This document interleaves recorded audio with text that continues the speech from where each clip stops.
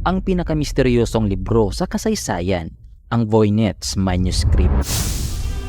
Isang lumang libro na puno ng mga sulat na hindi pa rin maunawaan magpas hanggang ngayon. Ang kahiwagaang taglay nito ay tulad ng anino sa gitna ng gabi. Ang mga larawan sa loob ng manuskrito ay kakaiba at di pangkaraniwan. Makikita rito ang mga halamang tila nagmula sa ibang dimensyon. Mga halamang kahit saang tignan ay may misteryong hatid. Ang Voynich Manuscript ay natagpuan noong 1912 at hanggang ngayon, malabo pa rin ang kahulugan. Isang pangyayaring labis na pinagtataka ng mga eksperto. May nagsasabing ito ay likha ng mga alien, samantalang ang iba ay naniniwalang may koneksyon ito sa mga kaharian ng kababalaghan.